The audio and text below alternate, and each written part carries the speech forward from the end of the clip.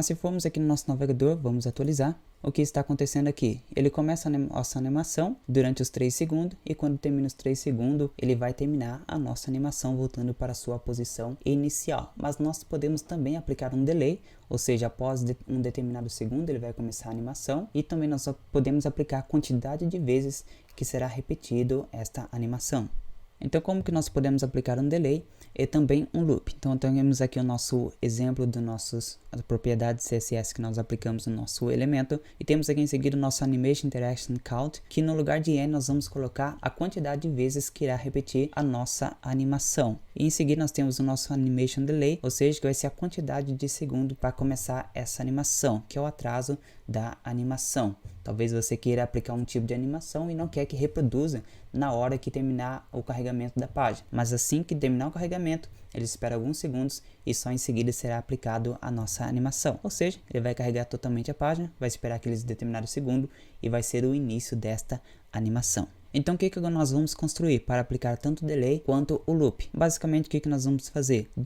Após os 3 segundos que nós vamos fazer no nosso elemento, nós vamos mudar o seu posicionamento. Então ele vai fazer esse efeito. Em 0% ele vai começar naquela posição inicial, tanto no 100% que é o final, e depois em 25% ele vai um pouquinho para a direita, no 50% do tempo ele vai para a direita, mas só que para baixo, e depois 75% ele vai para a esquerda, e depois ele vai encerrar na sua posição inicial. Então é isso que nós vamos construir agora. Então vamos aqui no nosso objeto, vamos colocar Animation Iteration, aqui não é Interaction, então é Iteration, ok?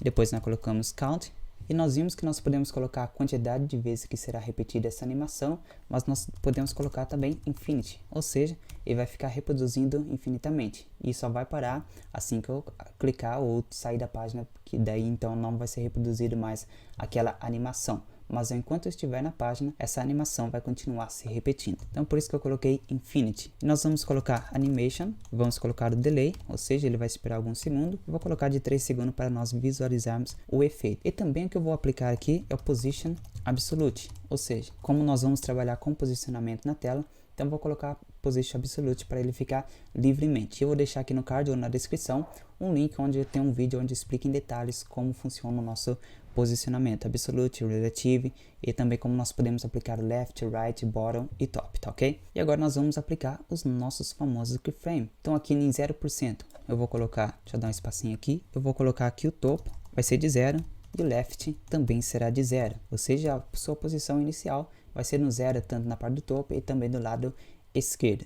E agora em 25% eu vou colocar o seu topo também de 0, ele vai ficar ainda na parte de cima, e o seu Left, ou seja, a partir do lado esquerdo para a direita, então vai ficar em 250 pixels, ou seja, vai ser a largura total do nosso objeto. E agora em 50% eu vou definir que o seu topo vai ter de 250 pixels e o seu Left ainda vai continuar com 250 pixels. Então o que vai acontecer aqui?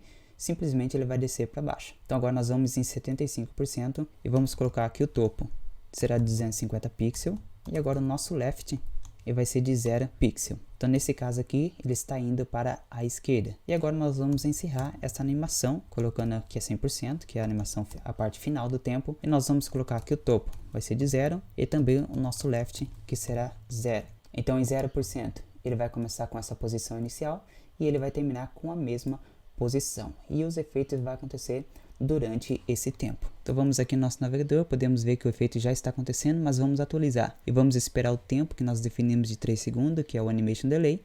Então ele vai acontecer aqui o nosso efeito. Olha só que interessante.